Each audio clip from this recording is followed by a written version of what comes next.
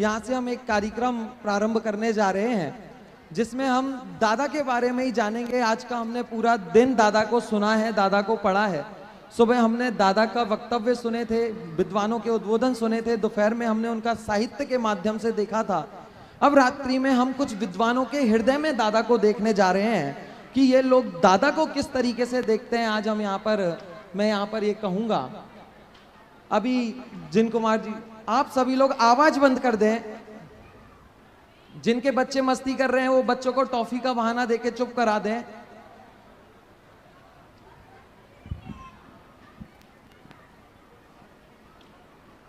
चलिए, तो अभी जैसा कि हम सभी ने यहाँ पर संकल्प लिया और हमने संकल्प लिया दादा के पदचिन्ह पर चलने का, दादा के अनुसार उनके जैसे तत्व प्रचार करने का।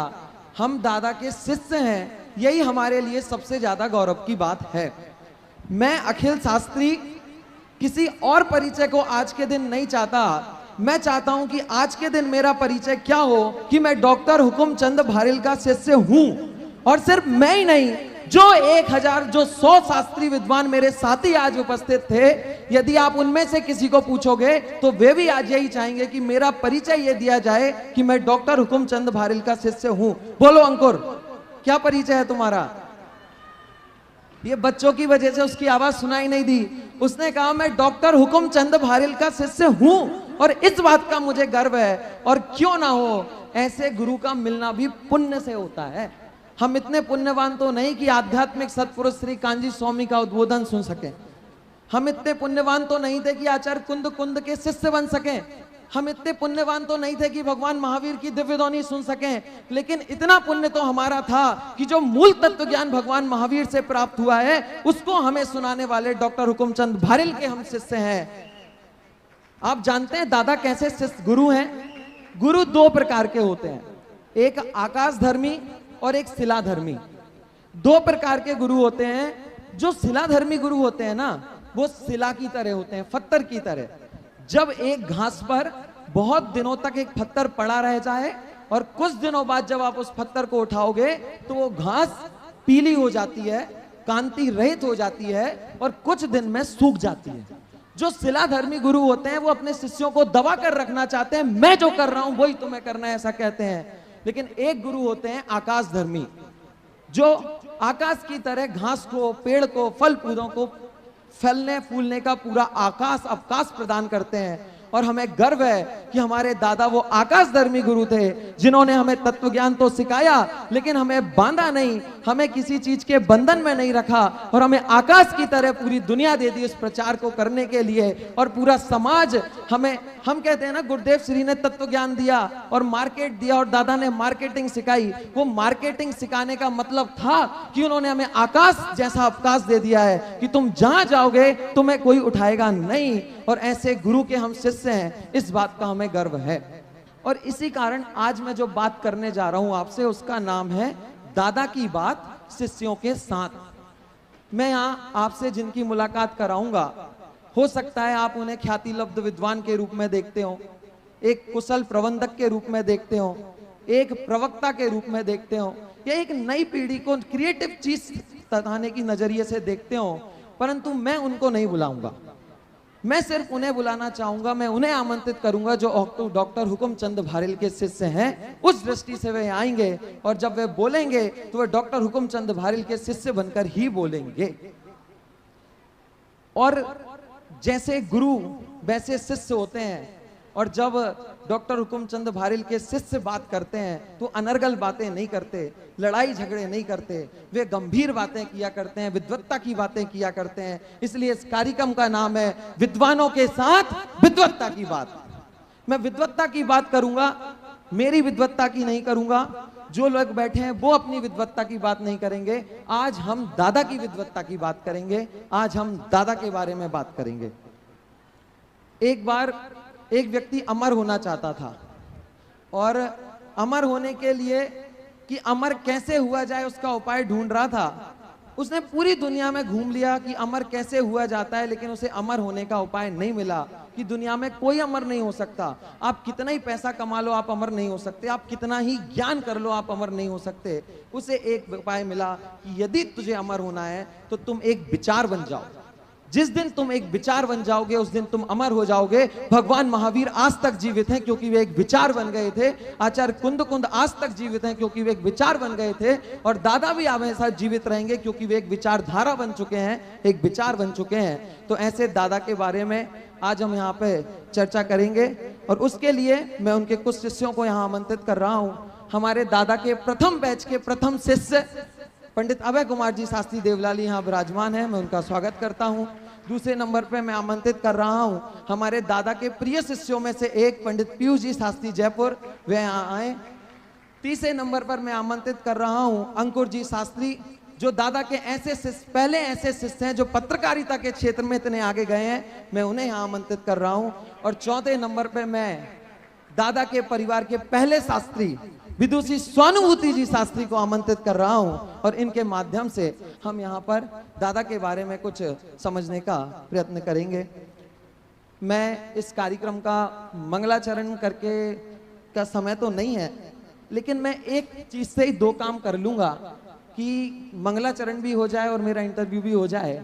मैं अभय जी से निवेदन करता हूं, आप दादा के प्रसिद्ध मंगलाचरण को गंभीर स्वर में बोलते हुए उन्होंने इस मंगलाचरण को अपना मंगलाचरण क्यों बनाया, इस पंक्ति को वे हमें बताएं। मैं बोलूं उससे अच्छा है सभी एक साथ बोलें। संतप्त मानस शांत हो जिनके गुणों के गान में, वे वर्धमान महान जिन विचरे हमारे ध्यान में। मंगलाचरण से ही पता चल जाता है कि दादा का चिंतन कितना गहरा था। दो पंक्तियों में उन्होंने जैन शासन का सार और भगवान महावीर की जो मंगल ध्वनि है, दिव्य ध्वनि है, उसका लाभ भव्य जीवों को कैसे मिल सकता है।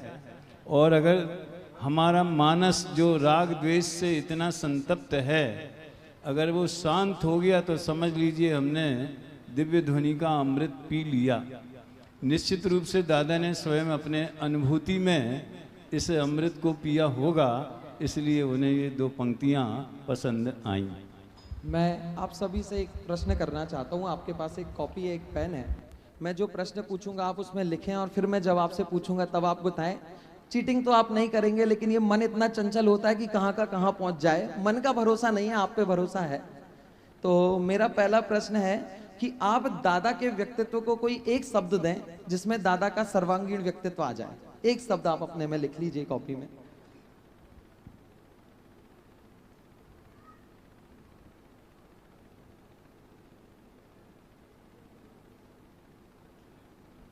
अंकुर जी ने लिख लिया है, मैं अंकुर जी से पूछूंगा उन्होंने क्या लिखा है।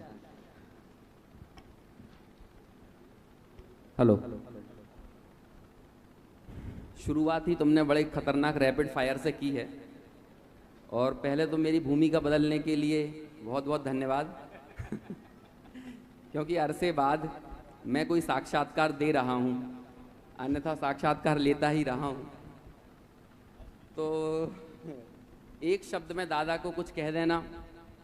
दादा तो एक जज्बात हैं, तुम उन्हें अल्फाज में उकेरने की बात कर रहे हो, लेकिन फिर भी कहा है तो कह ही देते हैं। दादा के लिए दादा ही कहना मेरे हिसाब से सबसे उपयुक्त मुझे जान पड़ता है।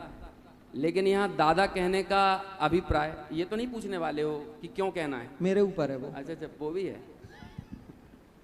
इसलिए है कि किसी रिश्ते के नाते या वो बहुत वयोवृद्ध होने के नाते ये सारी चीज़ें नहीं हैं, बल्कि असल मायने में दादा के व्यक्तित्व से उनकी दादागिरी झलकी है। और वो कैसे झलकी है?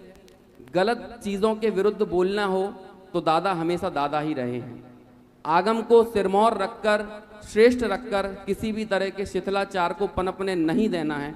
इस मामले में दादा हमेशा दादा रहे हैं। बहुत बढ़िया। और यदि हम बात करें तो दादा कैसे दादा रहे हैं कि कभी भी धन बल के सामने, किसी की प्रतिष्ठा बल के सामने उन्होंने आगम बल को नहीं झुकने दिया है। और जब वे ये कहते थे कि सेठियों का बैग लेकर मेरा कोई विद्यार्थी चलता हुआ किसी दिन दिखेगा तो उस दिन समझ लेना कि मैं खत्म हो गया। ये सारी बातों से पता चलता है कि किस तरह से उनके दिमाग में आगम और आत्मबल की प्रचुरता थी, कितना उसका प्रभाव था। और इस कारण यही दादागिरी दादा की जीवन भर रही। यही वजह है कि मैं उनके साथ दादा इस शब्द को ही सर्वोत्तम और सर्वोपयुक्त मानता हूँ। बहुत बढ़िया। मैं पीयूष जी से पूछना चाहूंगा और पीयूष जी बताएंगे कि जवाब कितने छोटे तरीके में दिया जाता है। आपने क्या लिखा है?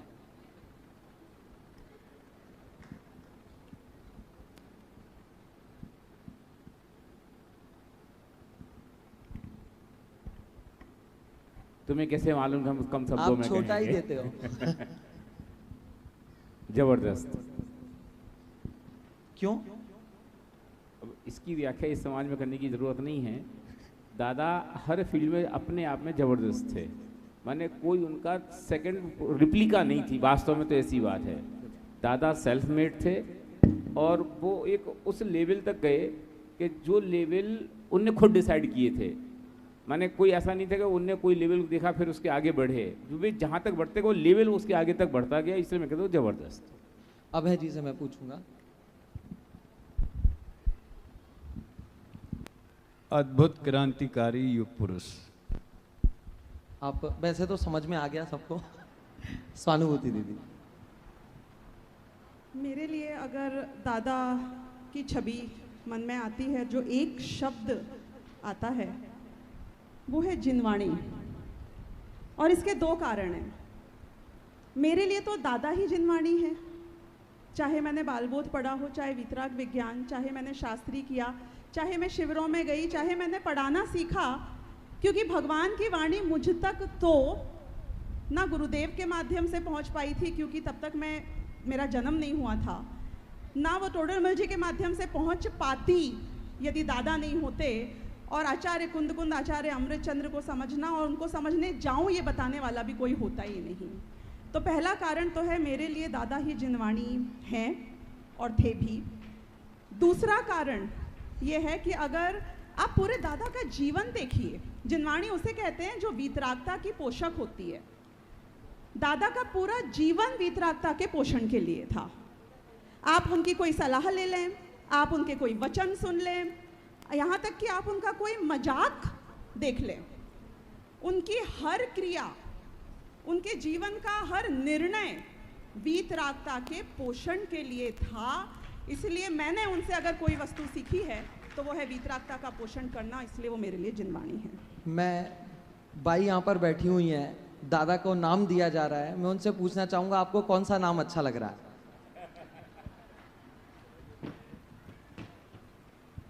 वीतरागता की पोषक ही जिनवाणी कहलाती है, यह है मुक्ति का मार्ग निरंतर हमको जो दिखलाती है।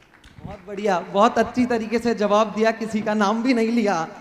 मैं कुछ और प्रश्न आपसे करूं, मैं आपकी चीज़ों के प्रश्न आपसे करना चाहूँगा। सबसे पहले पीयूष जी से मैं बात करना चाहूँगा। एक बार की बात है जब दादा का स्मृति विशेषांक निकल रहा था और तब मैंने पीयूष जी को बोला कि भाई साहब आपका सह संपादकीय लिख के दीजिए दादा के बारे में। तब उन्होंने कहा था कि भाई मैं तो दूंगा, वो तुम छापोगे नहीं, इसलिए तुम बता दो तुम्हें क्या छपवाना है, वो लिख दूंगा। मैंने कहा ऐसा क्यों, आप दो तो सही, हम वही छापेंगे। तो बोले मैं तो चाहता हूं कि पूरा पेज खाली छोड़ दो और दादा लिख दो। अब उस बात का मतलब क्या था वो आप बताइए। उस बात का मतलब ये था कि सूर से सूर, तुलसी से तुलसी और दादा से दादा। माने दादा को व्याख्या दी जाए या दादा को शब्द दिया, ऐसा कोई शब्द ही नहीं है। दादा ही अपने आप में वो शब्द है जिससे भी अपने आप में पूरे दिख जाते हैं। माने दादा किस अर्थों में दादा हैं, ये हर व्यक्ति की फ्रीडम है, हर व्यक्ति का अपना सेल्फ डिस्क्रिएशन है। इसलिए उनको कोई नाम से, कोई दायरे से, कोई कहे ऐसा प्रशासक थे, कोई कहे वो बहुत बढ़िया संचालक थे, कोई कहे वो बहुत बढ़िया डायरेक्टर थे, वो सब एक लिमिटेशन है। और दादा में वो सब चीज़ें अंतर्गर्भित हो जाती। इसलिए मैं कहता हूँ दादा कौन, कि दादा माने दादा, बस दादा जैसे दादा। मैं अभय जी से पूछना चाहूँगा। अभय जी ने दादा के परम भाव प्रकाशक नए चक्र पे 3 लेख लिखे हैं, मैं उसमें से कुछ खोज करके लाया हूँ। उन्होंने 3 लेख लिखे हैं अभय जी आपने, और तीनों लेख में 80% चीज़ सेम है, क्योंकि वो बात वही थी। लेकिन लास्ट का जो अभी 6 महीने पहले उन्होंने एक लिखा, उसमें एक नई पंक्ति ऐड हो गई और मुझे लगा वो पूरे उस लेख की जान थी, कुछ कह रही थी। वह पंक्ति है, आपने लिखा है कि दादा ने नए चक्र की रचना करके स्वयं को पंडित तोड़ामल जी और जयचंद जी छाबड़ा की श्रेणी में स्थापित कर लिया है। मैं आपसे पूछना चाहूँगा कि आपके ये तीसरे में ही क्यों मिली लेख में, और उस श्रेणी का मतलब क्या है जिसमें आप बात कर रहे हैं कि स्थापित कर लिया? देखिए, तोड़रमल जी 300 वर्ष पहले हुए लगभग, जयचंद जी छावड़ा भी लगभग 150-200 वर्ष पहले हुए। लेकिन तोड़रमल जी के बारे में यहाँ समाज में कुछ कहना, ये समझ लो एक सबको परिचय है उनका। तो आज हम तोड़रमल जी को उनके मोक्ष मार्ग प्रकाशक से पहचानते। और दादा ने एक बार कहा था कि हम चाहते हैं हमारे विद्यार्थी कालजयी विद्वान बने। तो कालजयी विद्वान अपनी रचनाओं से बनता है, और रचनाएं भी, उनकी विषय वस्तु भी कालजयी होनी चाहिए। तो नए चक्र के ऊपर अभी तक जो है, उसके पहले सब बिखरा हुआ माल था। किसी ग्रंथ जैसे परम भाव प्रकाशक नए चक्र है, उसमें एक चैप्टर मात्र नयों का है, बाकी द्रव्य गुण पर्याय वगैरह की चर्चा है। कहीं भी है तो थोड़ी थोड़ी है, समय सार में नयों की बात ही नहीं है। वहाँ तो निश्चय और व्यवहार के माध्यम से उन्होंने आत्मा को समझाने का प्रयास किया। लेकिन वास्तव में दादा के ऊपर गुरुदेव का इतना बड़ा उपकार है कि गुरुदेव के उपस्थिति के अंतिम 2 वर्षों में उनकी हाजिरी में दादा को सोनगढ़ में जो बड़ा शिविर जो लगता है शिविर, उसमें उच्च वर्ग की कक्षा वो लेने का अवसर मिला। और मुझे ये काम सौंपा गया कि भारतीय ज्ञान पीठ से नए चक्र के पुस्तकें मंगाओ और फिर श्रोताओं को जिसको उचित समझो उसको देना, क्योंकि कम थी।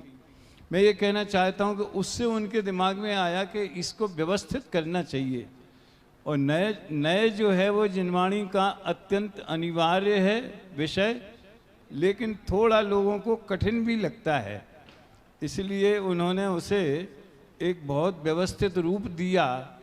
और सबसे पहले तो वो जिनवरस नए चक्रम के नाम से आधा भाग उसका प्रकाशित हुआ था।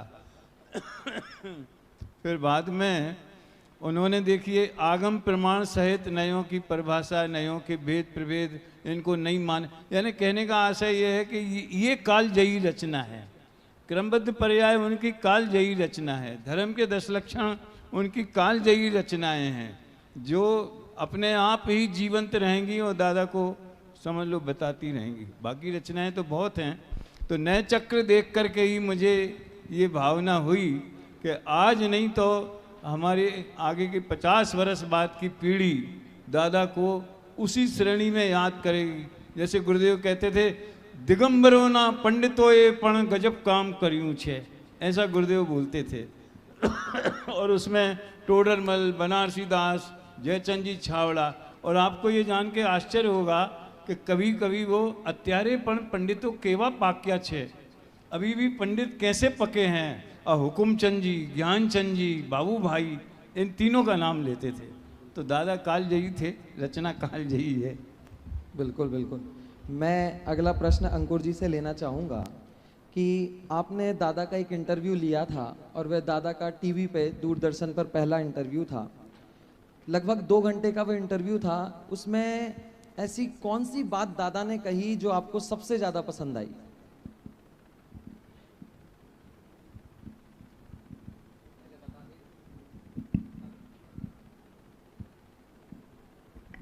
हेलो, पहले बता देते तो सुन के आता एक बार और।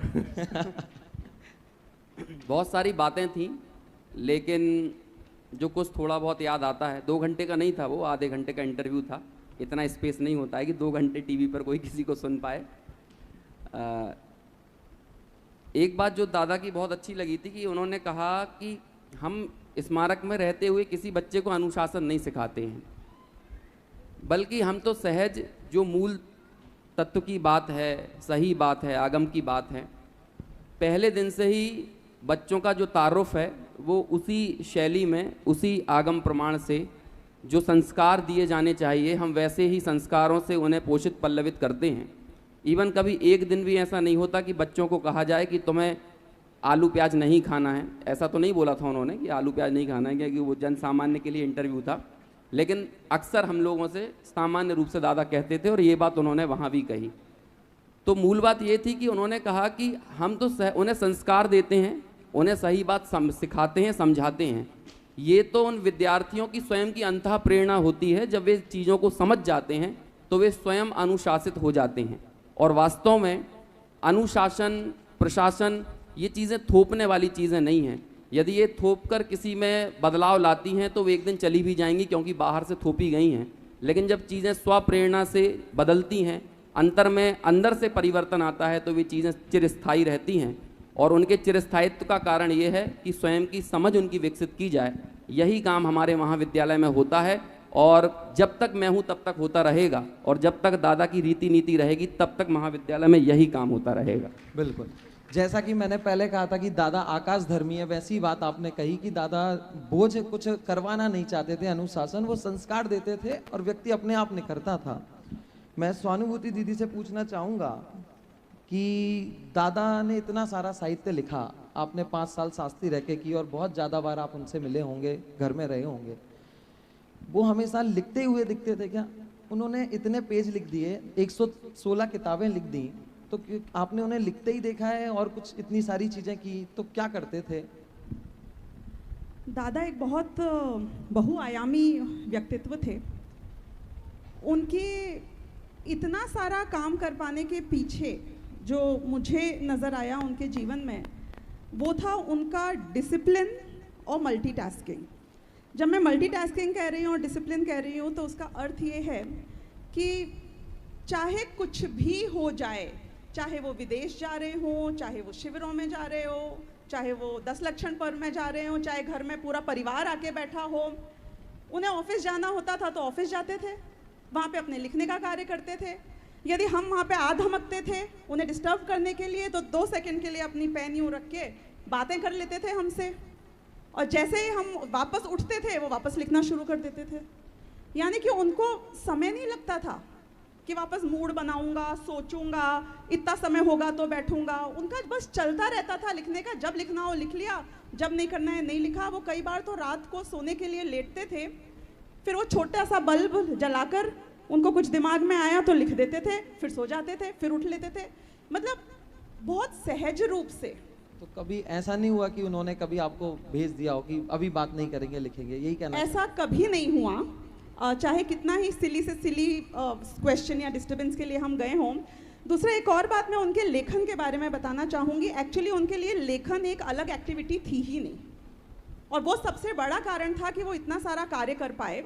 क्योंकि यदि आप जो मौलिक ग्रंथों की बात करेंगे, जो कालजयी रचनाएं जिनके बारे में अभी भी अभय जी ने बताया, वो एक्चुअली समय की मांग थी, उसके ऊपर हर जगह चर्चा चल रही थी। उनकी विचारधारा थी जो उनने गुरुदेव से वेट करवाई, और उनकी प्रामाणिकता पूर्वक उनने सोचा कि इसे लिख देना चाहिए व्यवस्थित रूप से, क्योंकि बोलने में वो व्यवस्थितपना और कॉम्प्रिहेंसिवली नहीं आ पाता है। बिल्कुल। तो एक तो वो। अब उसके बाद की खास बात, जो जितने अनुशीलन आदि लिखे उन्होंने, तो एक्चुअली में वो ऐसे ग्रंथ या पुस्तकें नहीं है जो उनने हमारे लिए लिखी हों। हमें ये भ्रम है, क्योंकि वास्तव में देखा जाए तो दादा ने मुझे ये बात कही भी थी कि जब वो किसी विषय का गंभीरता से अध्ययन कर रहे होते हैं, अलग अलग आचार्यों को, अलग अलग जो भी उसके ऊपर प्रामाणिक अन्य जगह रेफरेंसेस हैं देखते हैं, तो जैसे एक कोई होशियार बच्चा अपने नोट्स बनाता है, क्योंकि जब उसे उस विषय के ऊपर बोलना है तो वो बार बार थोड़ी 6 पुस्तकें 10 पुस्तकें रखेगा, तो वो ऐसे अपने नोट्स बनाते थे। और उनने, क्योंकि इतना उनका प्रवाही तरीका था लिखने का, तो समझो एक तरीके से उनके सारे शास्त्र ये नोट्स ही हैं, जो स्वांतः सुखाए कह लो, लेकिन वो इतने बढ़िया हैं कि वो सब हमारे भी काम में आते हैं। बिल्कुल। मैं प्रश्न के बाद कुछ आपसे एक चीज़ कराना चाहूँगा। मैं आपको 2 ऑप्शन दूंगा एक प्रश्न के साथ, आपको वो 2 ऑप्शन में तुरंत आप कौन सा ऑप्शन को करेंगे। यदि आप पहले ऑप्शन में जाते हैं तो हाथ ऊपर करें, और दूसरे ऑप्शन में तो ना करें, मेरे पास कुछ है नहीं उठवाने के लिए। प्रश्न ये है कि दादा जो हैं वो लोग बोलते हैं 100 साल तक महाविद्यालय चलेगा, तो फिर दादा तो 1000 साल तक रहेंगे, 2000 साल तक रहेंगे, या पंचम काल के अंत तक रहेंगे। तो दादा की ये जो कीर्ति विश्वव्यापी है और बहुत समय तक बनी रहेगी, इस व्याप्त कीर्ति का आधार कौन सी चीज है? 2 चीजें मैं आपसे पूछूंगा, एक उनके द्वारा संचालित महाविद्यालय या उनके द्वारा सृजित साहित्य, दोनों में से उनकी कीर्ति को आगे ले जाने में किसका महत्वपूर्ण योगदान होगा? पहला ऑप्शन महाविद्यालय, दूसरा साहित्य। दोनों, क्योंकि मैं एक के लिए जानना चाहता हूं। यदि साहित्य लगता हो तो हाथ ऊपर कर लें और महाविद्यालय लगता हो तो नीचे। अभय जी सबसे पहले अभय जी ने हाथ ऊपर किया था, फिर नीचे कर लिया। मैं पीयूष जी से पूछना चाहूंगा, उन्होंने साहित्य के लिए हाथ ऊपर किया है, कारण?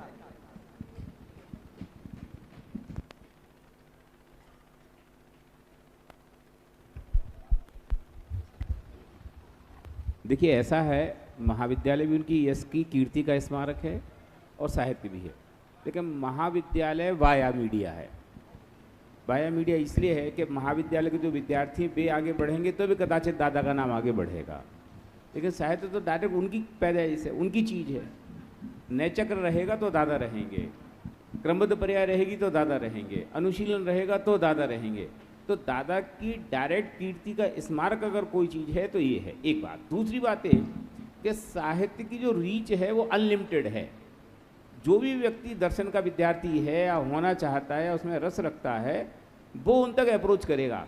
विद्यालय तक को हर आदमी अप्रोच करे आवश्यक नहीं है, लेकिन साहित्य तो कहाँ कहाँ जाएगा, कितने लोगों के पास उसकी रीच होगी, हम नहीं जानते।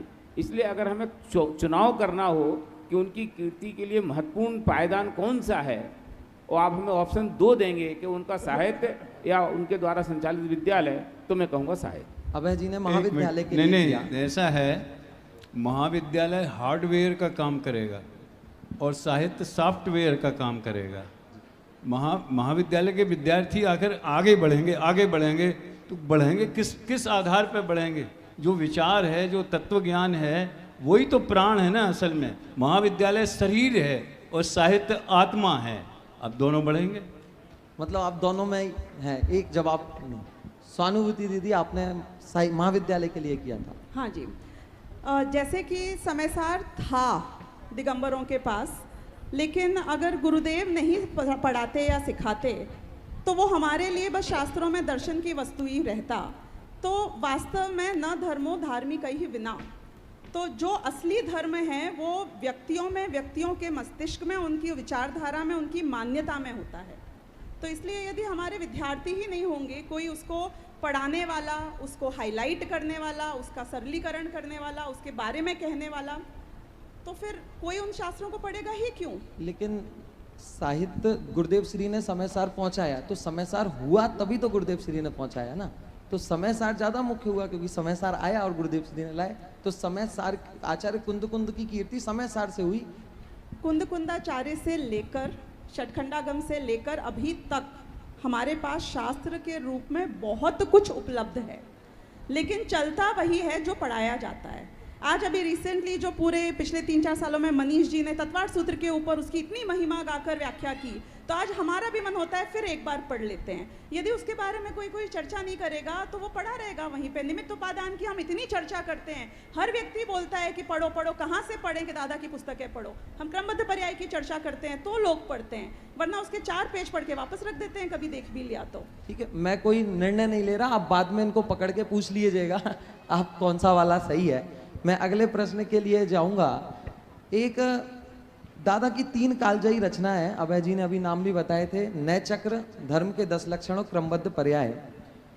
अगर मैं आप चारों से बोलूं कि इसे एक क्रम में दे दीजिए, कालजयी तो तीनों हैं, लेकिन तीनों को यदि क्रम देना होगा तो आप क्या देंगे? आप लिखना चाहें तो लिख लें पहले। अंकुर जी। पहले नंबर पर तो मैं रखूंगा नए चक्र को, फिर रखूंगा धर्म के 10 लक्षण, और उसके बाद रखूंगा क्रमबद्ध पर्याय। पीयूष जी सेम। अभय जी। स्वानुभूति जी। क्रमबद्ध पर्याय, नए चक्र और फिर धर्म के 10 लक्षण। आपका ये अलग का कारण? क्रमबद्ध पर्याय वो बात है जो किसी भी टॉम डिक एंड हैरी, आबाल गोपाल को अगर समझ में आ जाती है उसका जीवन हमेशा के लिए बदल सकता है। कोई एकदम लेमैन हो या कोई बहुत बड़ा विद्वान हो, ये एक ऐसा विषय है जो मोक्ष मार्ग के लिए अनिवार्य है, और ये समझे बिना ना ही आपको अभी पेन किलर होएगा, यानी कि अभी शांति मिलेगी, और ना ही फाइनल मुक्ति मिल पाएगी। नए चक्र बहुत बढ़िया विषय है, बहुत आवश्यक है, लेकिन हर व्यक्ति के लिए नहीं है। उसको एक अलग टाइप का, ये बहुत बड़े विद्वानों का काम है, और उसके लिए आपको एक गुरु की आवश्यकता भी लगती है। अपने आप नहीं कर सकते हैं, और अगर विषय वस्तु में रुचि नहीं है तो नयों से क्या करेंगे। और धर्म के 10 लक्षण बहुत बढ़िया कृति है, लेकिन वो इतनी यूनिक नहीं है जितनी यूनिक क्रमबद्ध पर्याय है या नए चक्र है। अभय जी से चाहूंगा कि आप अपने, दीदी ने जो क्रम बताया और आपने बताया था, तो आपका ज़्यादा सही है, इसके लिए आपने जो क्रम बताया वो ज़्यादा कैसे उचित है? देखिए, अपन तो स्यादवादी हैं भाई, तो पिंकी ने जो कहा है वो पब्लिक में सबसे ज़्यादा ग्राह्य और उपयोगी वो क्रमबद्ध पर्याय है।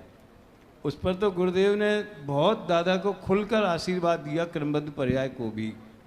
ये मैंने जो बात कही वो जो एक समझ लीजिए दार्शनिक जगत में और उच्च कोटि के साहित्यिक जगत में जो स्टैंडर्ड, जो गंभीरता, जो गहराई, जो गहरे विद्वानों में होती है, तो इसलिए कालजयी रचनाओं के हिसाब से देखा जाए तो नए चक्र पहला है, और पब्लिक के लिए हिसाब से देखा जाए तो क्रमबद्ध पर्याय और धर्म के 10 लक्षण ये दोनों समान कोटि के हैं। आज धर्म के 10 लक्षण इतनी व्याप्त है, भले उसका एक प्रासंगिक है विषय, लेकिन उसमें उसको भी दादा ने कालजयी बना दिया।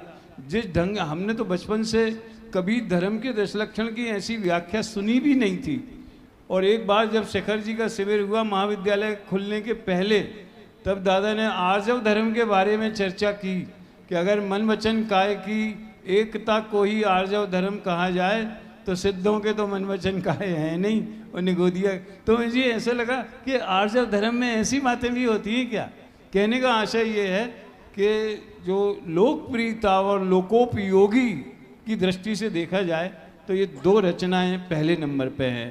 क्रमबद्ध पर्याय तो एक महासिद्धांत है, वो तो सीधे शुद्धात्मा से भेंट करने का अवसर देता है, और धर्म के 10 लक्षण धर्म का मर्म बताता है। लेकिन इस कालजयी के हिसाब से देखा जाए तो मैं नए चक्र को। बहुत बढ़िया। मैं अगला प्रश्न अंकुर जी से लेना चाहूँगा। अंकुर जी ने एक दादा के 82वें जन्म दिवस पर लिखा था एक लेख, और उन्होंने लिखा था कि दादा की उम्र हिंदी में भले ही 82 लिखी जाए, लेकिन उसे पढ़ना अरबी का 28। ये 82 से 28 इतना कम कर देना ज़्यादा अतिशयोक्ति नहीं है? 82वें जन्मदिन पर शायद मैंने एक लेख लिखा था दादा के, आज से 6-7 साल पहले, उसकी शायद आप बात कर रहे हैं। उसका टाइटल मैंने दिया था कि दादा की उम्र लिखी हिंदी में जाए, लेकिन उसे पढ़ना अरबी में चाहिए। 82 उम्र है तो 28 में पढ़ा जाना चाहिए। देखिए, हमारे यहाँ पर उम्र या वृद्धता का पैमाना आयु से नहीं मापा जाता है, क्योंकि खरेखर देखें तो जब 82 साल का कोई व्यक्ति होता है तो उसके बैलेंस में जो बची हुई आयु है वो बड़ी नहीं है, वो तो घटी हुई है, कम आयु है। लेकिन उसका जो चिर यौवन, जो उसका उत्साह है, उसकी तत्व प्रचार के प्रति ललक है, लेखन के प्रति सक्रियता है, और जिनवाणी सुनाने के प्रति, जिनवाणी पढ़ने के प्रति जो एकदम जैसा उत्साह मैं समझता हूँ कि शायद दादा को सोनगढ़ में रहते हुए कभी आता होगा, अपने विद्यालय काल में जैसा आता होगा, कुछ वैसा ही उत्साह उन्हें जिनवाणी पढ़ने में, जिनवाणी सुनाने में, पढ़ाने में, लेखन में, ये सारी जो सक्रियता और जो उत्साह जो देखने को मिलता था, ये सब चीज़ें उन्हें 82 वर्ष का तो कतई साबित नहीं करती थी, बल्कि उन्हें 28 साल का ही साबित करती थी। और जब वे 88 के थे, 87 के थे, तब भी दादा का ये चिर यौवन विद्यमान रहा। और आज भी जब दादा के फोटो को देखते हैं तो वे चिर युवा ही नजर आते हैं। कई बार हमारे चेहरों पर बुढ़ापा नजर आ जाता है। मैं इसी के साथ एक चीज़ आपको बताना चाहूँगा। दादा 28 वर्ष के हैं। कभी कोई शिविर में किसी का प्रवचन रखा हो और कोई विद्वान थोड़े समय पहले प्रवचन के लिए कोई स्वास्थ्य अनुकूल ना हो और मना कर दे, तो दूसरा विद्वान देखते थे, फिर लोगों को फ़ोन लगाते थे, तो कोई बोलता था नहीं अभी नहीं, अभी नहीं, कल करेंगे, नहीं करेंगे। तो दादा वहाँ बैठे रहते थे और बोलते थे कि तुम सबको फ़ोन लगा दो, कोई हो जाए तो ठीक, नहीं हो तो मेरे पास आ जाना, मेरे को 5 मिनट पहले बता दोगे तो भी मैं तुम्हारे साथ चलूंगा। तो 5 मिनट पहले भी वो कुर्ता पजामा पहन के प्रवचन करने पहुंच जाते थे। ये 28 साल के होने का उनका प्रमाण है कि कोई 28 साल का व्यक्ति जैसे जो काम बोलो इधर से तुरंत उधर जाता है, ऐसे वो प्रवचन के लिए चले जाते थे। मैं एक प्रश्न पीयूष जी आपसे पूछूंगा। आपने एक लेख में लिखा था कि बहुत दादा ने पूरे जीवन में बहुत उतार चढ़ाव देखे और बहुत सारी परिस्थितियां उसमें बदली, लेकिन दादा कभी नहीं बदले, दादा वो ही रहे। लेकिन दादा खुद ही ये कहते थे कि भाई मैं समय के साथ अप टू डेट रहा हूँ, मैं हर समय बदलता रहा हूँ, मैं समय के साथ चला हूँ। तो आपका नहीं बदलना और दादा के बदलने में कैसे संबंध रखते हैं? दोनों बातें सही हैं। दादा नहीं बदले अपने सिद्धांतों को लेकर, दादा नहीं बदले अपने विचारों को लेकर, दादा नहीं बदले अपने निर्णय को लेकर, और दादा बदले व्यवस्थाओं को लेकर, दादा बदले परिवर्तनों को लेकर, दादा बदले युग की आधुनिक क्रांतियों को लेकर के। और दादा जैसा मोल्ड होने वाला व्यक्ति कोई नहीं था। माने जब जो चीज़ आई, जब जो कोई नई व्यवस्था आई, दादा उसको कितनी उत्सुकता के साथ और कितनी तेज़ी के साथ एक्सेप्ट करते थे, ये उनसे दूसरा कोई नहीं जान सकता। और नहीं बदलने की जब आता है तो ब्रह्मा जी भी नीचे आ जाएं तो वे कहें महावीर भगवान भी अगर ये कहेंगे तो अभी मैं ना मानूँ।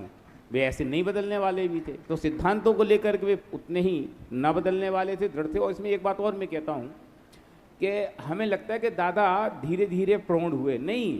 दादा की आप पहली रचना देखो और दादा की अंतिम रचना देखो, लगभग 20 सूत्र आपको लगातार मिलेंगे।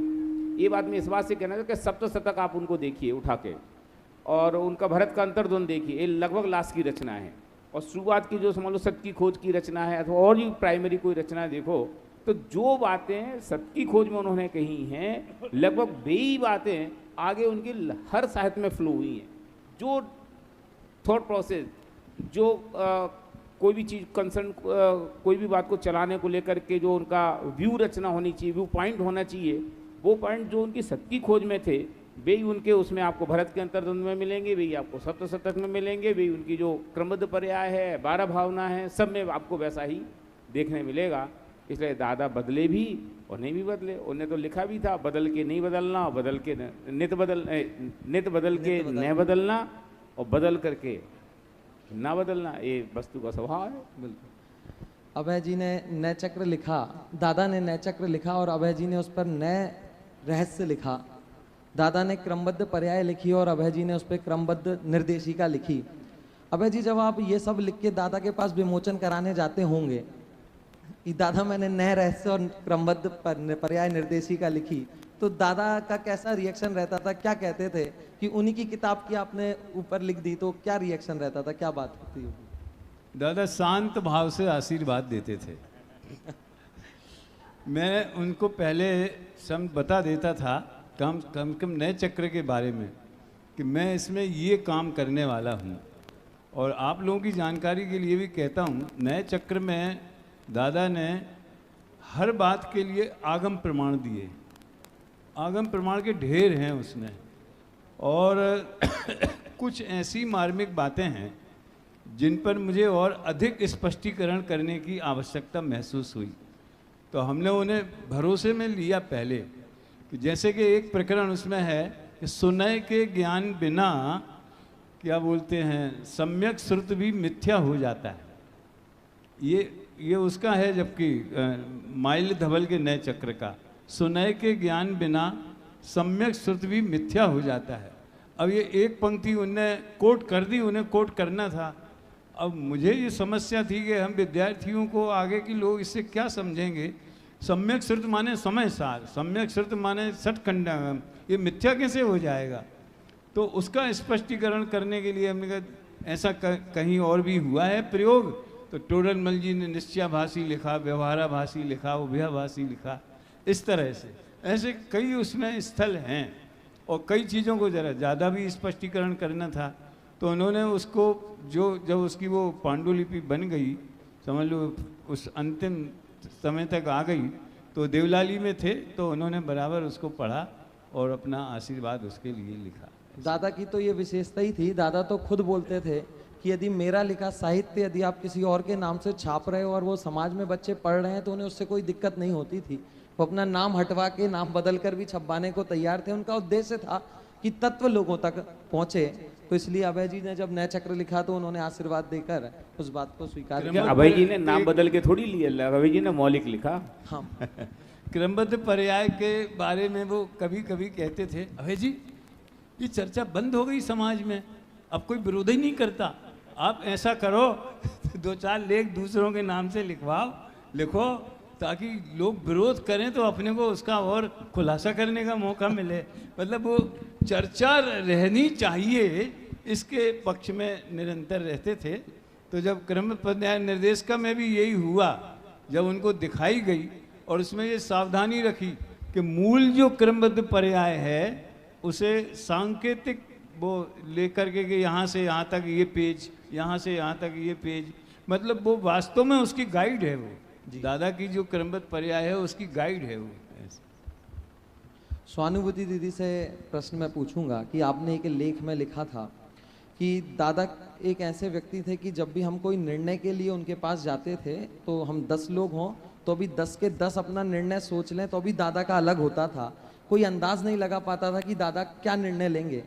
लेकिन जहाँ मैं देखता हूँ कि दादा का उद्देश्य तो एकदम क्लियर है, आत्मानुभूति और तत्व प्रचार। जहाँ आत्मानुभूति और तत्व प्रचार में अंतर करना हो तो वो आत्मानुभूति को चुनते हैं और तत्व प्रचार और लौकिक में चुनना हो तो तत्व प्रचार को चुनते हैं। जब किसी व्यक्ति का उद्देश्य एकदम डिसाइड हो कि उसे इस लाइन में काम करना है, फिर उसके निर्णय को समझ पाने में क्या समस्या है? दादा का व्यक्तित्व एक अद्भुत सुमेल था, समझो पुरुषार्थ और सहजता का, निश्चय और व्यवहार का। वो एक ऐसा जीवन था उनका जो वही समझ सकता है जो कि इस बैलेंस को समझ पाए।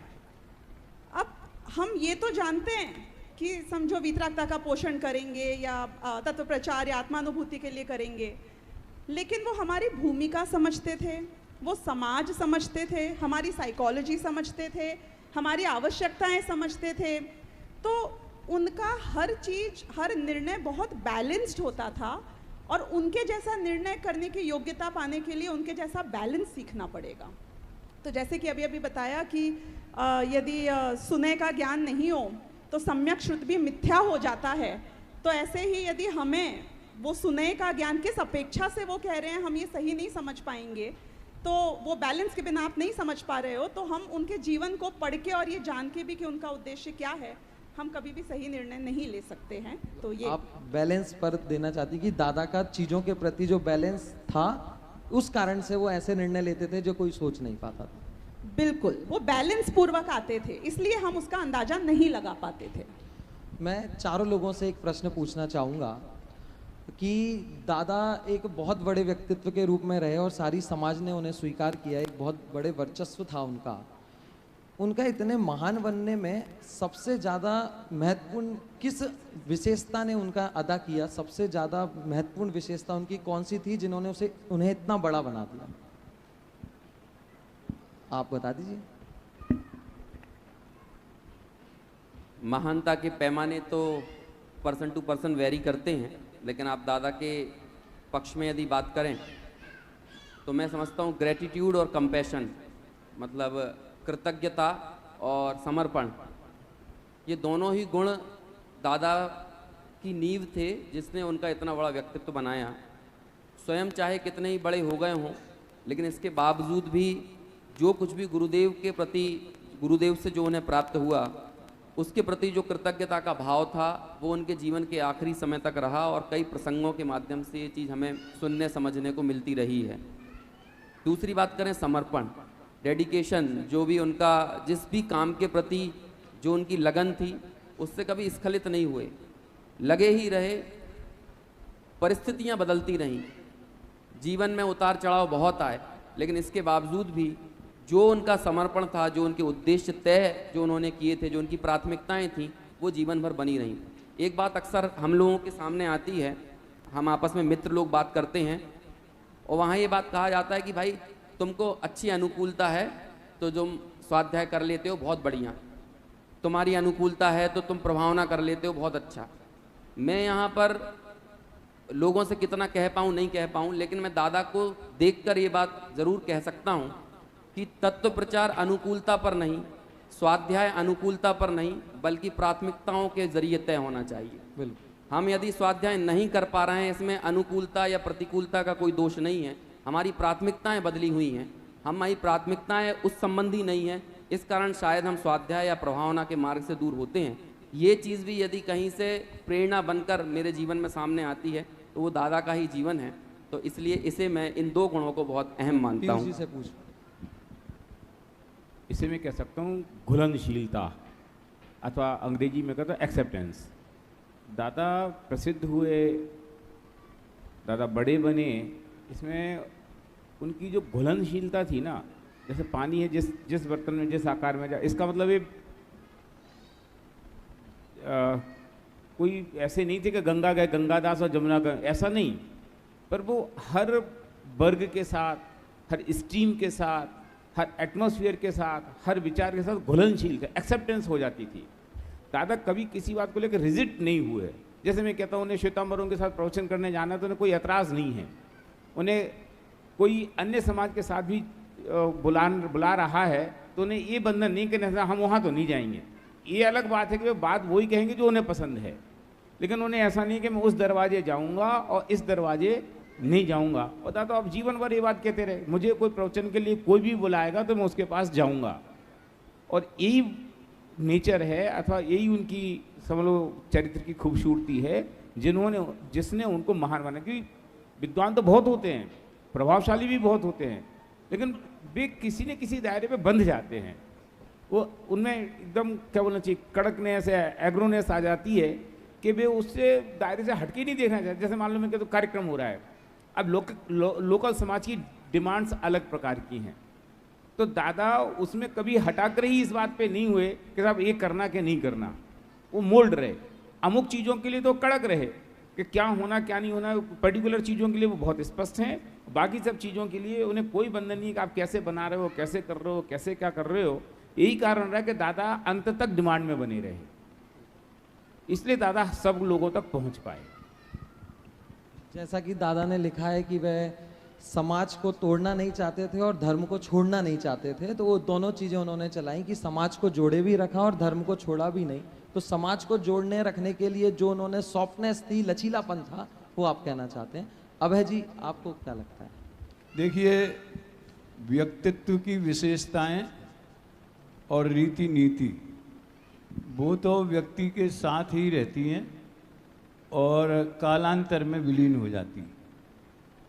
जरा ध्यान से आप इस बात को समझने की कोशिश करें कि अब जैसे हमारी पीढ़ी है, हमने दादा को देखा है, आप सबने देखा है, तो हम याद रखेंगे, हमसे विद्यार्थी सुनेंगे, ज़्यादा लंबे समय तक ये चीज़ें याद नहीं रखी जाएंगी। लेकिन दादा के प्रवचन अगर आप सुनेंगे तो उसमें सबसे बड़ी चीज़ जो उन्हें महान बनाती है कि जो चीज़ उन्हें गलत लगी उसको डंके की चोट पे गलत ही कहते रहे। चाहे उसके लिए यहाँ कोई ऐसा उदाहरण देना प्रासंगिक नहीं है, जो उनके प्रवचन सुनते हैं वे समझते होंगे।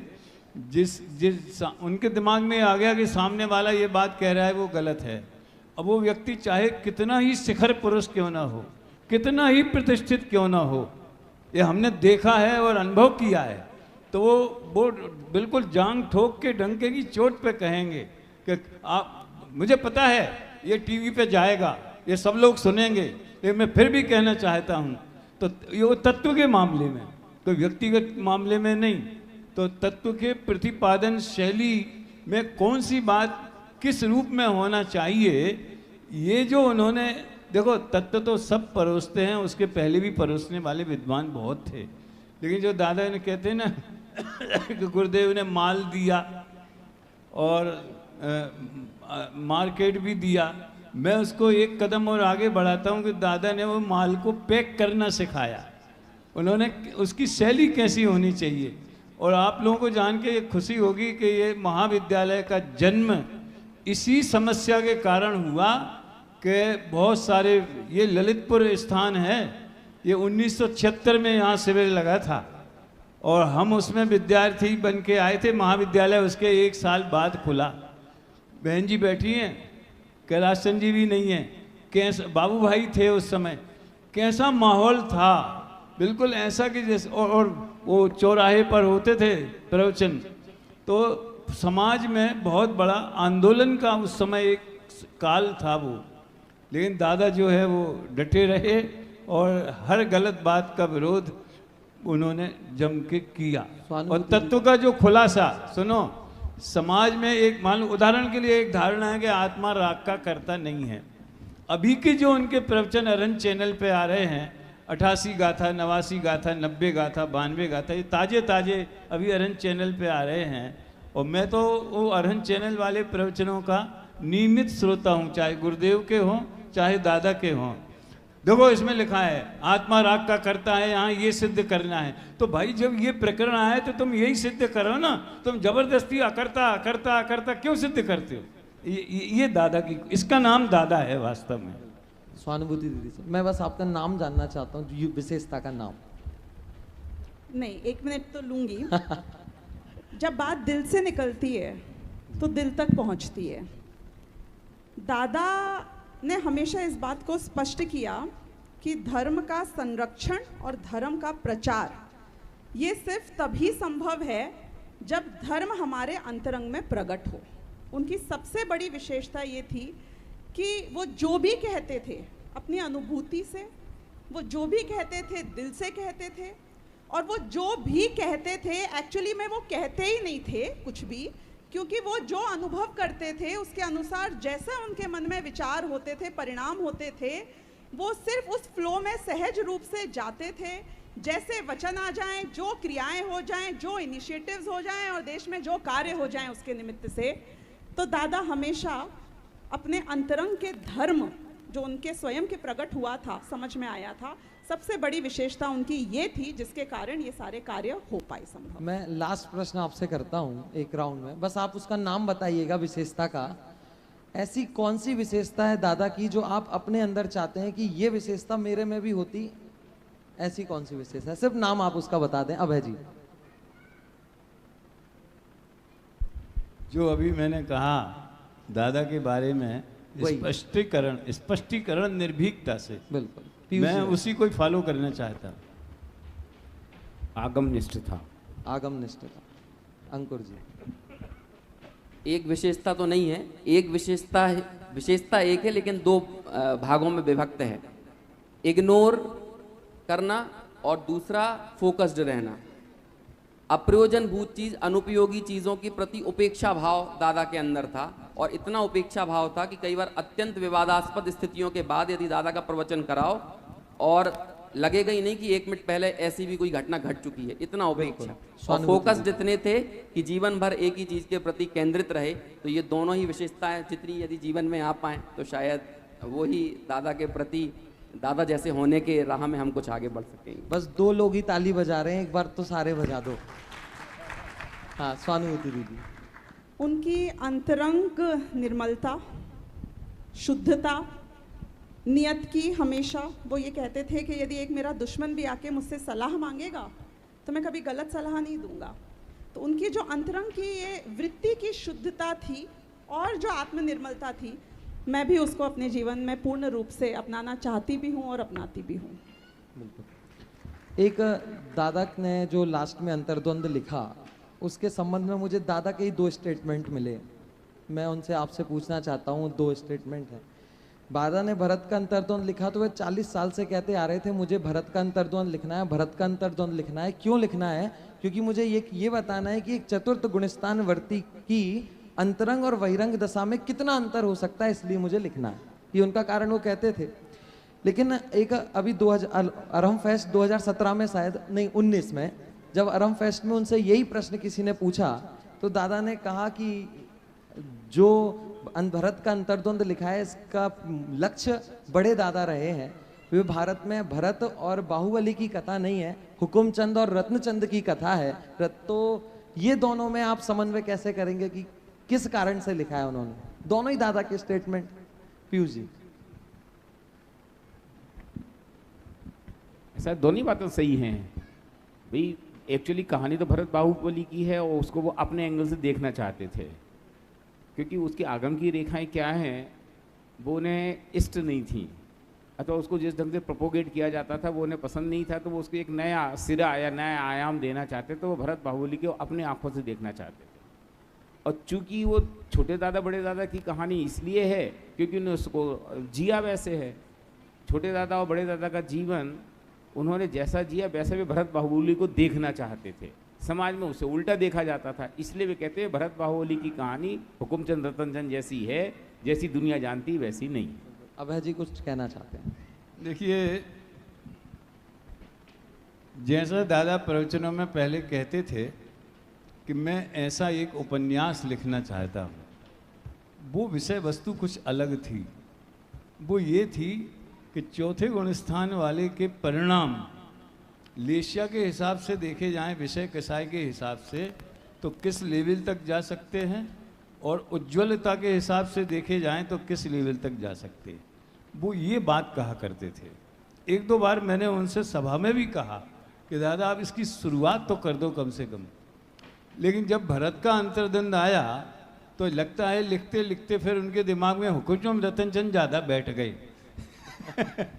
और ये भी एक उन्होंने हमारे अपनी पीढ़ी को, अपन लोगों को एक मार्गदर्शन दिया कि प्रथमान योग को चलती धारा के चश्मे से ही देखना ये कोई विद्वता और बुद्धिमानी नहीं है। आप उसमें मौलिक चिंतन आप दे सकते हैं। उसके दो नमूने हैं, एक आप कुछ भी कहो में जो उनकी कहानियां हैं, और दूसरे ये भरत का अंतर्द्वंद। इसी तरह जो उनका समझ लीजिए पश्चाताप है, वो भी इसी शैली में है कि राम ने क्या सोचा। वो हमारी प्रज्ञा को तो कई छंद उसके याद भी हैं कि स्वजन को दंड देने से नहीं होता है न्याय, इस तरह का। और जो वैराग्य है उसमें जो चलती धारा है बिल्कुल। और प्रवचनों में तो उन्होंने कई बार कहा कि ये भोजन बनाने के लिए पशु इकट्ठे किए हैं, ये हमने बचपन से सुना है, लेकिन उन्होंने बड़ी कठोरता से इसका निषेध किया। ऐसा हो ही नहीं सकता। और फिर जो असली बात क्या थी वो प्रवचनों में भी बताते थे। और राजुल का चित्रण कैसा है, फिर उनके पिता के माध्यम से वो कहलवाया जो वास्तव में राजुल को सोचना चाहिए था। ये मौलिक चिंतन जो है, मतलब एक बात मैं कहना चाहता हूँ, अभी जो संकल्प का हो रहा था उसमें टोडरमल व्यक्तित्व कर्तृत्व की बात आई। मैं चाहता हूँ, हमारे साथी बड़े प्रतिभाशाली हैं और किसी ने तत्वाद सूत्र के ऊपर तो बहुत कठिन कठिन प्रश्नोत्तर बना करके वो प्रश्नावली निकाली है, तो टोडरमल व्यक्तित्व कर्तृत्व का भी ऐसा ही प्रचार किया जाए, उसकी भी प्रश्नावली बनाई जाए। उसमें टोडरमल जी के बारे में जो लिखा मानो दादा ने उसको जिया होवे, फीलिंग की हो। कौन सी बात? कि प्रतिभाओं का लीक पर चलना कठिन है। ऐसी प्रतिभाएं बहुत होती हैं जो लीक पर तो चलें लेकिन भटक जाती हैं। टोडरमल जी ऐसी प्रतिभा के धनी थे कि जो लीक पे चले लेकिन भटके नहीं। इसके जीवंत प्रमाण टोडरमल जी थे। उनके मोक्षवान प्रकाशक में कई बातें ऐसी हैं और दादा भी थे। मैंने 5 मिनट लिए हैं, यदि आप लोग एक एक मिनट में एक एक जवाब दे दें तो मैं एक राउंड और कर लेता हूँ। कर लूँ? मुझे इसके ऊपर कुछ कहना आपको है। हाँ जी बोलिए। हाँ। दादा की एक बहुत बड़ी खासियत थी, उन्हें मानो मनोपर्याय ज्ञान था। समझना किस अपेक्षा से कह रही हूँ। वो सामने वाले के मन में बैठकर समझ सकते थे कि वो किस तरीके से सोच रहा है। तो जब उन्होंने ये बात तो खैर हमेशा से कहते ही आए हैं, जैसा कि आपने बताया कि मुझे चतुर्थ गुणस्थान वर्ती की अंतरंग और बहिरंग वृत्ति में जो जो पॉसिबिलिटीज़ हैं उसके ऊपर कुछ लिखना है, और मैं तब लिखूंगा जब समझो मैं समाधि रूप से ही जी रहा हूँगा, यानी मरने के लिए हर वक्त तैयार रहूँगा। अब ऐसा मेरा मानना है, ये मेरे ओपिनियन है कि जब उनको ये भरत का अंतर्द्वंद लिखने का परिणाम आया, उन्हें ये बहाना मिल गया कि मैं भरत के माध्यम से उस बात को दिखा सकता हूँ। अब जब वो उस पात्र में बैठे, अपने आप को उस रूप से महसूस किया, तो ऑब्वियसली अब एक भाई के रूप में तो उनके जो भाई थे उनको ही महसूस करेंगे और उनको देखने लग गए। तब उनको बहुत सारी कंट्रोवर्सीज दिखी उस भूमिका में, जो जो पॉसिबिलिटी हो सकती हैं, और उसको सॉल्व करने गए तो ये भी संभावना थी, क्योंकि प्रथमानुयोग के क्षेत्र में ये तो बहुत बहुप्रचलित है कि घटनाएं वही रहती हैं, बाकी के हमारे देखने के तरीके बहुत हो सकते हैं। तो इसलिए इन दोनों बातों में कोई विरोध तो है ही नहीं। जी बिल्कुल। हाँ, मैं तो समन्वय ही करवाना चाहता था, विरोध तो था ही नहीं। दादा लिखना तो शुरू से चाहते थे, बस बड़े दादा का जाना उसमें निमित्त बन गया, और जो भावनाएं अंदर उठी उसमें वो कागज में उतर गई, तो उनका प्रेम भी आ गया और वो कहानी भी, वो जो कहना चाहते थे वो भी स्पष्ट कर दिया। एक एक मिनट में मैं सवाल पूछ लेता हूँ। पीयूष जी भाई सबसे पूछूंगा कि पीयूष जी की एक विशेषता है कि वे सारे काम को चुटकियों में निपटा देते हैं, बाहर कभी नहीं लेते। ये जो क्वालिटी आप में है निर्भरता की, ये दादा से आई है या पहले से थी? ये हमने दादा से सीखी। दादा हरदम कहते थे काम तुम पे चढ़ा रहे तो तुम फेल आदमी हो, और तुम काम पे चढ़े तो सक्सेसफुल हो। दादा जब भी समझ लो घर जाएंगे तो बिल्कुल जीरो क्लोज होके जाएंगे, उनकी फाइल बंद, घर में घर की फाइल। माने ऑफिस का कोई बोझा उनके माथे पे कभी नहीं होता था। तो यही आदत फिर मुझे आ गई कि हमारी टेबल में कोई काम पेंडिंग रहेगा ही नहीं, तो काम पे चढ़े रहो, काम आप पे नहीं चढ़ना चाहिए। बिल्कुल। अंकुर जी से मैं पूछना चाहूँगा कि आप पत्रकारिता के क्षेत्र में गए और पहले विद्यार्थी हैं आप इस क्षेत्र में जाने वाले, तो आपको लगता होगा कि दादा से मिलेंगे तो दादा प्रशंसा करेंगे, करते ही थे कि इस क्षेत्र में गए हो, तो कभी आप दादा से मिले तो दादा ने ऐसी कोई प्रशंसा की? नहीं, दादा ने बोला ठीक है, चले गए, कोई बात नहीं है, कोई विशेषता या अहोभाव की बात नहीं है।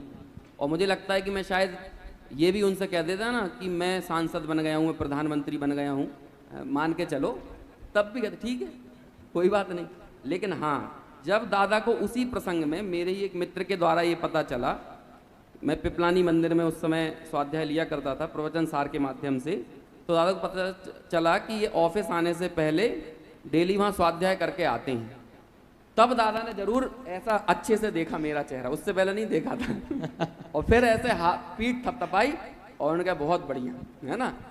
बस ये जो उनका, तब भी बहुत बढ़िया ही बोला था, लेकिन ये बहुत बढ़िया बोलने में और पहले वाले ठीक है बोलने में जमीन आसमान का अंतर था। तो दादा को इससे कोई फर्क नहीं पड़ता था कि आप कहाँ पहुँच गए। स्वानुभूति दीदी, आप, मैंने पूरे परिवार के आपसे एक बात सुनी है कि सारे बच्चे सब ये की बात कहते हैं कि हम हमारे माता पिता से तो कंफर्टेबल नहीं है बात करने में उतने जितने हम दादा से हैं, बाई से भी नहीं है, दादा से ज़्यादा कंफर्टेबल थे। दादा में ऐसा क्या था कि सारे नाती पोते सबको कुछ भी काम हो दादा को घेरा बना के बैठे रहते थे? जरूर। दादा एक बहुत ही वर्सेटाइल, बहुत ही ऐसा कहना चाहिए समय के साथ अपने आप को परिष्कृत करने वाले व्यक्ति रहे। लोग कहते हैं कि वो 80 साल के हो गए, 85 साल के हो गए, वास्तव में हमको तो वो दोस्त ही लगते थे, क्योंकि उन्होंने हमारे साथ वैसा ही रिश्ता रखा, हर छोटे से छोटे बच्चे के साथ भी।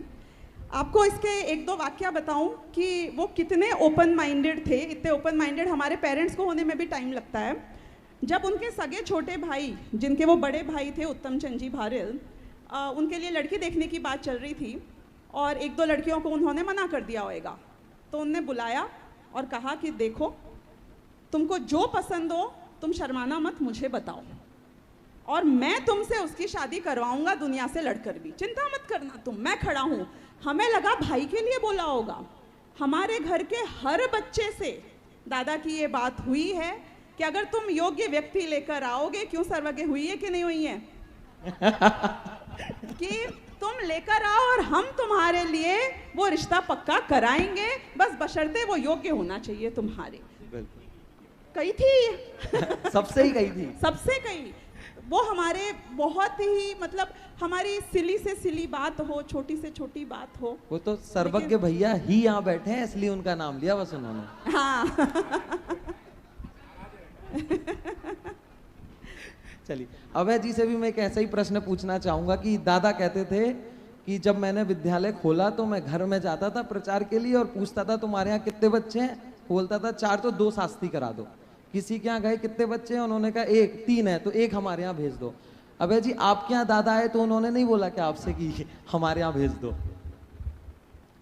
हमारा तो कुछ अलग ही कहानी है, वो उसका यहाँ ज़्यादा समय नहीं है। हम तो जयपुर का विद्यालय खुलने के पहले ही से दादा के बहुत संपर्क में थे और जिस वर्ष विद्यालय खुला उस वर्ष हमें प्रवचनकार के रूप में टोडरमल स्मारक आमंत्रित किया गया था, तो हम वहाँ रहे और उसके बाद में जब विद्यालय खुलने के उसके पहले विद्यालय खुल गया था, तो हमने देखा कि पढ़ाते हैं तो एक प्रेरणा की बात जो थी, उनने एक बार दो उनकी सलाह मेरे जीवन में बहुत काम में आई। एक तो विद्यालय के बारे में उनने कहा कि देखो, मैं तो दूसरी लाइन पे था, विद्यालय को मैंने गौण कहे न्याय व्याकरण में क्या रखा है, हम तो दृष्टि के विषय वाले थे और भगवान आत्मा बिल्कुल उस टाइप के, तो ये न्याय व्याकरण में तो जीवन बर्बाद हो जाएगा, इसलिए हमने विद्यालय में भर्ती होने का प्रस्ताव रिजेक्ट कर दिया था। पाटनी जी ने रखा था हमारे सामने, बाबू भाई ने रखा था, लेकिन जब विद्यार्थियों को दादा को पढ़ाते हुए देखा और कुछ वैसे विषय आए थे, हमने कहा यार हम तो न जाने कहाँ इधर उधर रहेंगे, हमारे साथ वाले जो हैं बड़े विद्वान बन जाएंगे, लेकिन अब कह नहीं सकते थे कुछ भी, शर्म के मारे कि भाई हमने ही मना कर दिया था। तो उन्होंने हमें बड़े प्रेम से समझाया, देखो ऐसा है, सबके लिए समझने की बात है, भावी पीढ़ी के लिए भी, कि तुम्हारी वाणी में रस है, तुम अच्छा बोलते हो, तो ठोस विद्वान बनो, न्याय व्याकरण का आगम का गहरा अभ्यास होगा तो आप खुद के लिए भी लाभदायक होगा और समाज के लिए भी आप अच्छे निमित्त बन जाओगे। नहीं तो पल्लवग्राही पांडित्य एक शब्द आता है संस्कृत में, पत्तों पत्त, आहा जीवन भर चला जाएगा, बड़े पुण्य के उदय से मिला है, इसी में ही टाइम पास हुआ जाता है और मूल बात आती नहीं है। तो उन्होंने ये प्रेरणा दी जो मुझे महाविद्यालय में भर्ती होने के लिए बहुत सशक्त हुई। उसी तरह जब हम शास्त्री हो गया हमारा, तो पाटनी जी और दादा ने सलाह की होगी और गांधी स्टैचू के चक्कर लगाने का हम लोगों का नियम था, वहाँ घूमते थे और फिर थोड़ा दूर भी इधर उधर भी चले जाते थे आगे की तरफ। तो उन दोनों ने हमसे कहा, संस्था ने ये निर्णय किया है अगर तुम यहाँ रहना चाहो तो हम तुम्हें यहाँ रखने में इंटरेस्टेड हैं, शादी करना कि नहीं करना ये निर्णय तुम्हारे हाथ में है, इसमें हमें कोई हस्तक्षेप ज़्यादा नहीं करना है, लेकिन करना तो अपने बराबरी के लेवल पे करना, बहुत हाई लेवल पे नहीं करना चाहिए। मैं आपसे एक और प्रश्न लेके ख़त्म करूंगा। मैं व्यक्तिगत तौर पे ये प्रश्न का उत्तर जानना चाहता हूँ, आप मुझे बस वो विशेषता बता दीजिए। आपने गुरुदेव श्री को भी बहुत नज़दीकी से देखा है और आपने दादा को भी बहुत नज़दीकी से देखा है। गुरुदेव श्री और दादा में आपको ऐसी क्या समानता दिखती है जो दोनों में थी, वो विशेषता या कोई बात जो दोनों में आपको समान लगती है? वो समानता वास्तव में देखा जाए दोनों के अंतर की धारा में थी। गुरुदेव भी समय सार के ही दीवाने थे, अध्यात्म रसिक थे, और दादा को जो गुरुदेव से ही तो मिला ना समय सार और क्रमबद्ध पर्याय, तो वही उनकी खुराक बन गई। तो जो गुरुदेव को जो प्रिय था वो दादा को प्रिय था, ये उनकी बड़ी समानता अपन कह सकते हैं। बाकी व्यक्तित्व जो था, गुरुदेव संत पुरुष थे और दादा तो विद्वान थे उस हिसाब से दोनों को देखा जाता है। बिल्कुल। मैं ये ख़त्म करता हूँ, बस एक प्रश्न चारों से पूछ रहा हूँ कि आप चारों ही अपने अपने क्षेत्र में बहुत आगे गए हैं, आप अपने इस व्यक्तित्व के निर्माण में दादा को कितना % योगदान मानते हैं? आप अपनी कॉपी में लिख दें कि आप कितना %, आप जो हैं उसमें दादा का कितना % योगदान है? स्वानुभूति दीदी। प्रतिशत बताएं, कारण नहीं बताएं। नहीं, प्रतिशत अकेले बताना है, बताना नहीं है, मैं बता दूंगा लोगों को आपने क्या लिखा है, आप तो बस लिख दो। 100% ही है। 100%। आपका? परसेंट में क्या बांटे भाई, है ना। गुणात्मक चीजों का मूल्यांकन गणनात्मक तरीके से नहीं होता है ना। तो जो गुणात्मक प्रभाव पड़ा है वो उसे क्या प्रतिशत में बांटना जो है ना, उसकी तौहीन होगी। मतलब जो दादा 100% से भी ज्यादा है, आप ये कहना चाह रहे हैं? पीयूष जी यही आपका, आपने क्या लिखा था? 100? नहीं, अभय जी। देखिए, मुझे जो अध्यात्म का परिचय और रस लगा वो गुरुदेव से लगा, और उसको आगम के और न्याय व्याकरण के संदर्भ में और पुष्ट करना और ये वक्तव्य कला वगैरह का वो 100% दादा का है। बिल्कुल। तो इस तरीके से हमने दादा से संबंधित बहुत सारी चर्चाएं यहाँ पर की, उन पर दादा का कैसा प्रभाव पड़ा हमारे विद्वानों पर, उन्होंने दादा से क्या क्या सीखा, और बहुत सारी चीज़ें हमने यहाँ पे दादा के संदर्भ में देखी। इस प्रकार हमारा ये कार्यक्रम रहा, आप सभी लोग यहाँ पर उपस्थित रहे, विद्वानों ने जवाब दिए, उसके लिए मैं उनका बहुत बहुत आभार व्यक्त करता हूँ। और अंकुर जी शास्त्री ने एक बहुत बढ़िया कविता दादा पर बहुत पहले लिखी थी।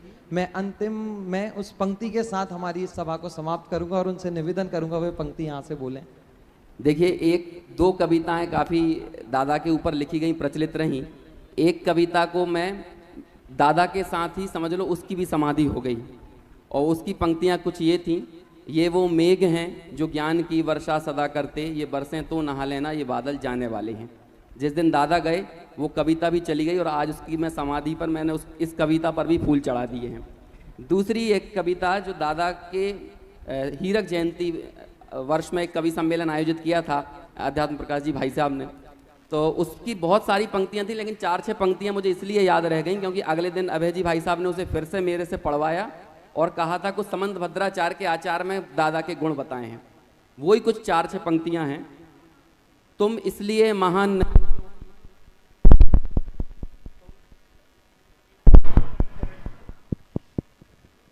हेलो हेलो हेलो वो पंक्तियां कुछ ऐसी थीं कि तुम इसलिए महान नहीं क्योंकि तुम एक अच्छे वक्ता हो, या तुम एक अच्छे लेखक हो, अध्यापक श्रेष्ठ प्रवक्ता हो। तुमको महान करने वाली तो वो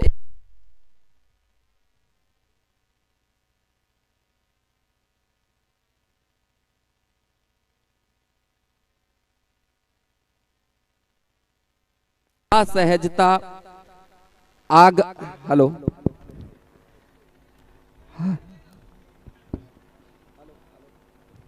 सा चालू किया भाई? हाँ चलो चलो रीटेक ले देता हूं। तुम इसलिए महान नहीं क्योंकि तुम एक अच्छे वक्ता हो, या तुम एक अच्छे लेखक हो, अध्यापक श्रेष्ठ प्रवक्ता हो। तुमको महान करने वाली तो वो एक अद्भुत दृष्टि है, जिसको अपनाए गर जग ये तो बदले सारी सृष्टि है। आगम को ऊर्ध्व रखने वाले हो आत्म तत्व के गुण गायक, समता सहजता अंतर में इसके ही सदा हो संवाहक, समता सहजता अंतर में इसके ही सदा हो संवाहक। ऐसी कुछ पंक्तियों के माध्यम से दादा को नमन करते हुए अपनी बात पूरी करते।